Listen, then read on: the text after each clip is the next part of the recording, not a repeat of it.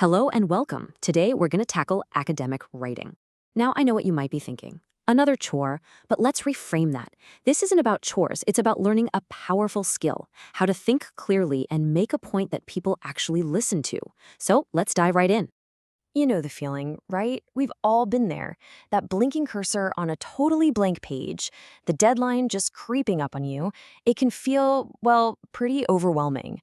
But what if I told you the secret isn't about being some kind of born writer? Nope. It's just about having a really good strategy. And here's the absolute key to that strategy. Forget about trying to sound smart with a bunch of big, fancy words. The real goal here isn't to show off your vocabulary. It's to build a clear, logical, and persuasive argument. It's all about showing what you think, and maybe even more importantly, showing the evidence that led you to think it. So, what even is an academic argument? Well, as you can see, it's not just your opinion, like what you think about a movie. It's a real intellectual position. It's a claim that you then back up with solid, legitimate evidence, the kind of evidence that experts in that field would actually nod their heads to. Okay, so that brings us to our first big step. You've got to start with an argument, and that means crafting your thesis. A really strong thesis statement is what gives your entire paper a clear direction right from the get-go. You know, the best way to think about a thesis is like a GPS for your essay. Seriously, it's this short 1 or 2 sentence summary that tells your reader, hey, this is exactly where we're going, and here are the main roads we're going to take to get there. It's your roadmap. And this right here just shows the difference perfectly. That weak thesis, it's so vague. It basically just says, I'm going to talk about the supplement. But look at that strong thesis. Wow. It takes a clear stand, it gets super specific, and it immediately makes you lean in and say, okay, show me the evidence. It promises a real argument. So how do you write a strong one? Just remember these 3 keys. Number 1, it has to take a stand, make a claim. Number 2, you got to be specific, no wishy-washy language. And number 3, it has to justify a discussion. It should make your reader think, that's an interesting take. I want to see how you're going to back that up. All right, you've got your GPS, your thesis. Now it's time to actually build the argument.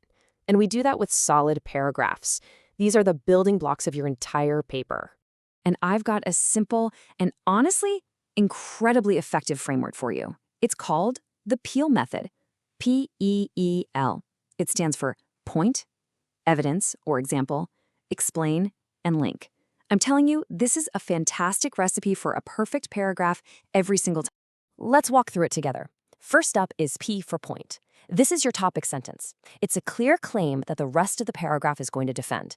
For example, I believe the role of prisons is to rehabilitate people, not just to punish them. See? Simple, direct, and you can definitely argue about it. Next, we've got the first E. That's for evidence or an example. You can't just make a point and, walk away. You have to back it up. In this case, we're using a logical example of what might happen to a prisoner in a system that's all about punishment. Now for the second E, explain. This step is so crucial. It's where you connect the dots for your reader. You explain how and why your evidence actually proves your point. You could even bring in a real study, like this one on recidivism rates, to show that your example is grounded in real-world data. And finally, we have L for link. This is the secret sauce that makes your whole essay feel connected. You explicitly tie your paragraph's point all the way back to your main thesis. You're reminding the reader how this little argument supports the big one. Never, ever leave a reader guessing. Okay, so you've got the structure down. Now let's talk a little bit about style. It's time to find your academic voice, and that's all about being objective and precise. Just take a look at the shift in language here. Your academic voice isn't based on your feelings, it's based on evidence. So by swapping out I feel for something like evidence suggests, you completely shift the focus from your personal opinion to the objective facts that are supporting your conclusion. Another huge key is to be cautious. In academic writing, almost nothing is 100% certain, right? There's always new evidence that could pop up. So making these careful, credible claims is a technique called hedging, and it's a real sign of a sophisticated writer.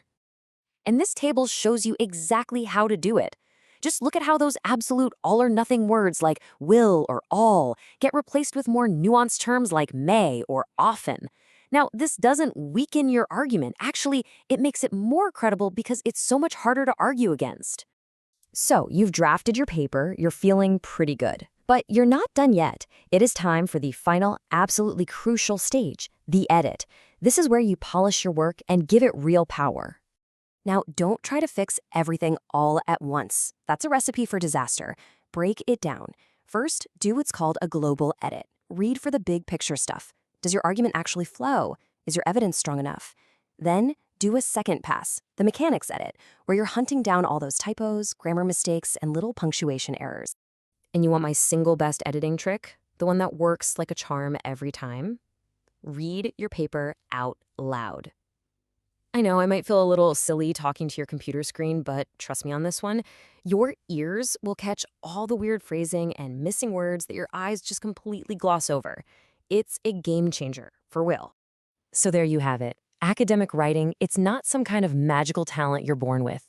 It's a process. It's a journey you take from one single idea through well-built paragraphs all the way to a polished, persuasive argument. And it is absolutely a skill that you can master. You've got this.